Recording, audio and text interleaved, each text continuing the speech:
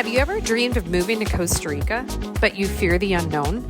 I'm Rebecca Clower, owner of Blue Water Properties in Costa Rica, one of the top real estate and vacation rental agencies in the country.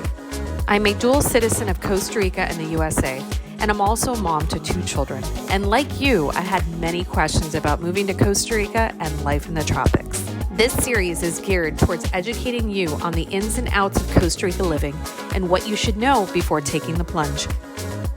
So we're going to talk about things that you should know regarding moving to Costa Rica. One by one, we'll go through the list, and hopefully this will help you in your choice to move here to paradise. Number 1, if you're going to move here full-time, you need to remember that you need to have a return ticket to your home country. Even if you're coming here on vacation, you still need to have a return ticket because otherwise you won't be let on the flight.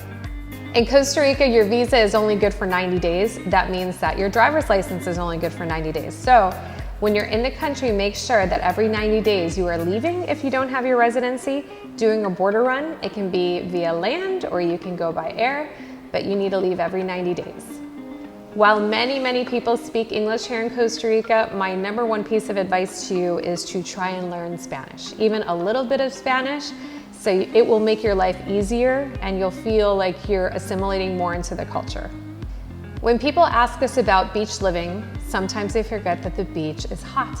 So keeping that in mind, if your intention is to move to the beach and have cooler temperatures, that's not going to happen. So my advice to you would be, if you like hot temperatures and beach living, you'll definitely love it in our area. But if you want to be up near spring-like temperatures, then you will have to move towards higher altitudes. That means being in the mountains. That means being outside the Central Valley. We have 11 different microclimates here in Costa Rica, which means you can basically pick your temperature, which is really awesome. Because we're such a small country, we are the size of West Virginia, so that way you can decide where you want to live based on the kind of temperature and climate you're looking for. So if you're moving to Costa Rica with children, I highly recommend looking into the different options for them in terms of education. We have both public, private, and even homeschool. In terms of your children and where they're going to go to school, that's obviously up to you, and we have many choices, but you just have to remember that you have to apply early. You just can't show up here and put them in school because not all the schools have space for certain grades. So I highly recommend doing that with anticipation. So the big question is, what are you going to do for a living when you move to Costa Rica? Well, that is the answer that you will have to come up with.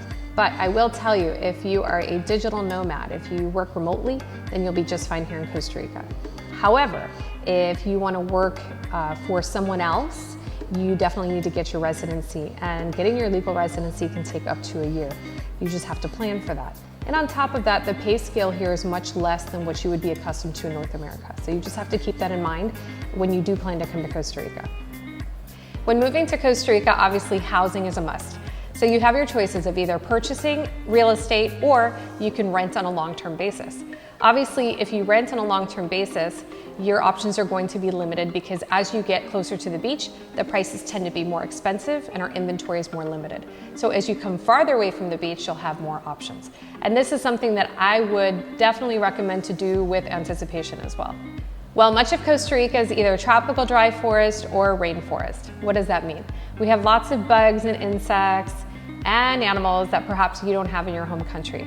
And the majority of them are harmless, but I really think it makes a lot of sense to understand our flora, fauna, insects, animals, etc., and that way you'll feel a lot more comfortable here in this country. Now, if you're bringing your pets to Costa Rica, you need to remember this. If your pet is over 20 pounds and cannot travel with you in an airplane, you'll need to ship them with a pet broker. That can be costly. They also have to have an international health certificate as well as a rabies shot that's 30 days, at least 30 days old and less than a year old. And they obviously have to be up to date with their vaccines. So just make sure before you ship your pets down here that you get a quote from a pet broker, because sometimes it can be very pricey and something that is unexpected. In Costa Rica, we have really great healthcare. I personally have had nothing but great experiences here with the doctors. Now, if you live here full-time and you are a resident, then you are eligible to be part of the Caja, which is our socialized healthcare system.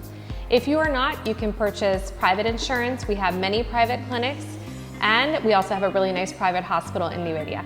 So those would be your options. Thank you so much for tuning in today. I hope you tune into our next episode, and please, if you like this, subscribe to us and definitely watch our future videos.